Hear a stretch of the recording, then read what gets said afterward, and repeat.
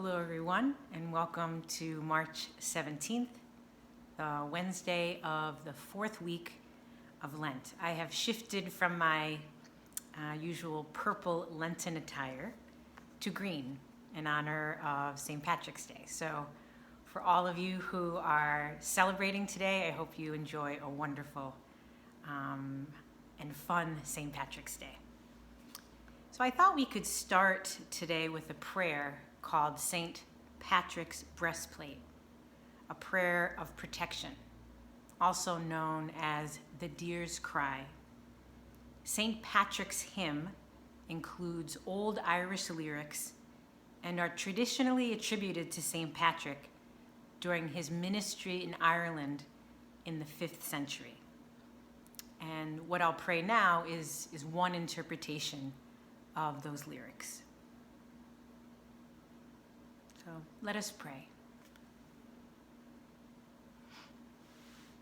I arise today through the strength of heaven, light of sun, radiance of moon, splendor of fire, speed of lightning, swiftness of wind, depth of the sea, stability of earth, firmness of rock.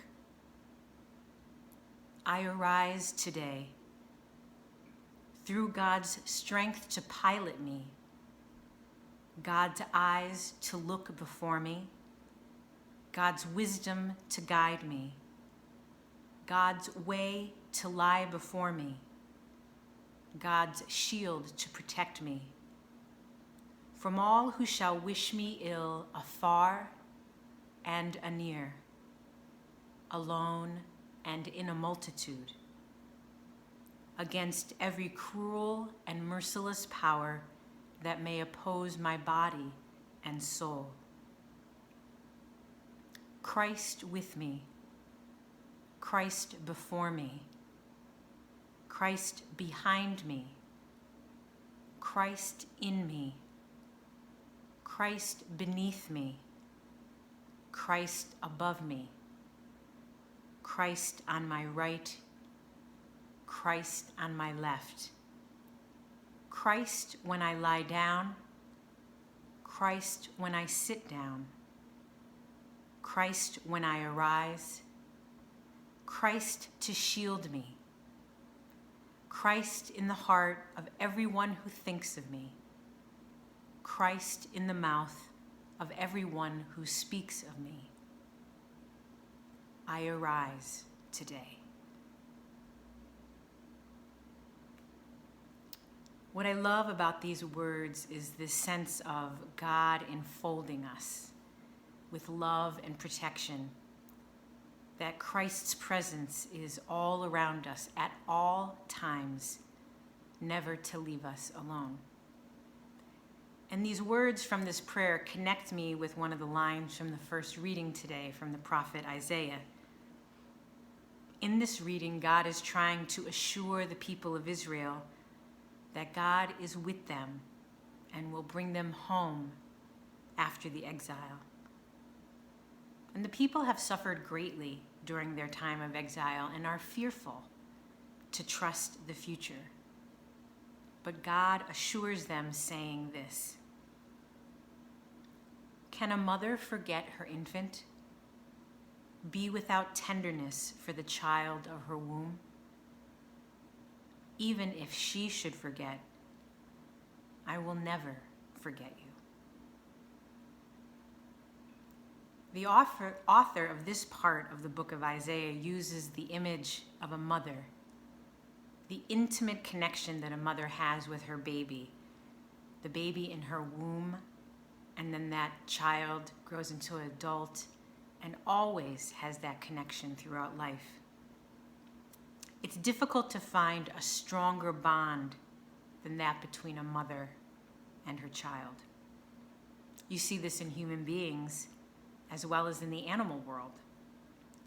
There are times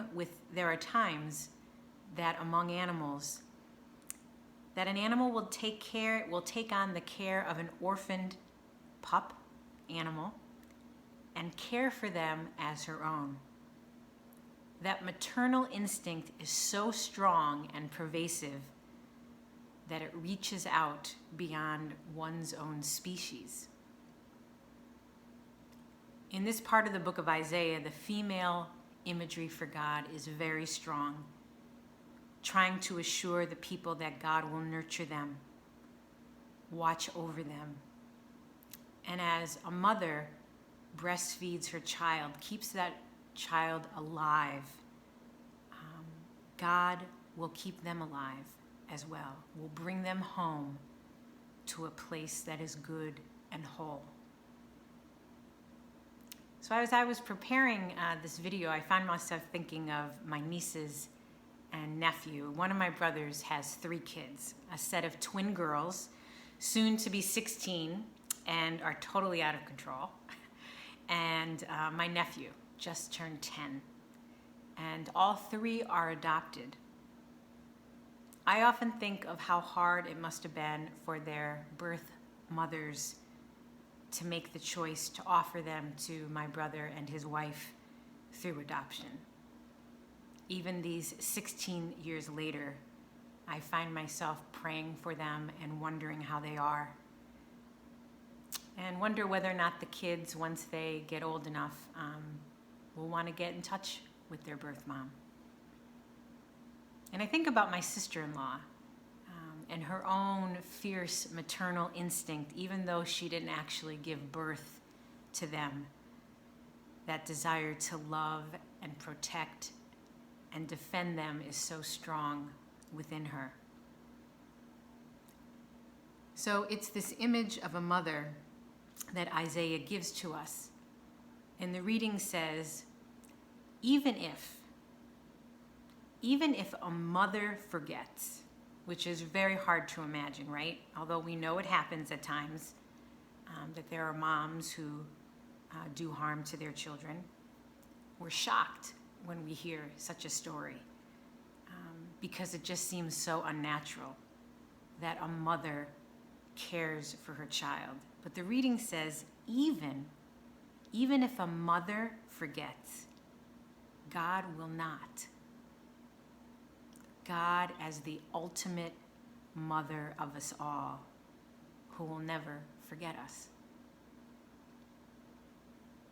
So maybe today we can take time to reflect on some questions as you look at your circle of life. Who are you being called to nurture and to support? And this is, not a gender thing. It's for women, it's for men. We all have that capacity to support and care for one another because it's so much a part of who we are as human beings to reach out to one another. As we look at the suffering in our world, for whom do we need to pray? Who are the ones hungering for love and protection? And I find myself thinking of all those children at the border, or those who are in prison, those who struggle in the foster care system, and those who have been so isolated all these months in nursing homes and in care facilities. Remember, any adult or child longing to know that they are worthwhile, longing to know that they are valued and loved by someone. And as we look within ourselves, what parts of us might we need to bring to God? Those parts of us that are in need of some maternal nurturance and care. No matter how young or old we are, we never stop needing that care. We never stop needing that sense of God's abiding nearness to us. Don't be afraid to make a prayer like, loving God, stay near to me, stay close to me. Jesus, come and enfold me. So So I just would like to end with that last part of the prayer. Christ with me, Christ before me, Christ behind me, Christ in me, Christ beneath me, Christ above me, Christ on my right, Christ on my left, Christ when I lie down, Christ when I sit down, Christ when I arise, Christ to shield me. So blessings for this St. Patrick's Day and for the rest of this week. And until we see each other again, I wish you much, much hope.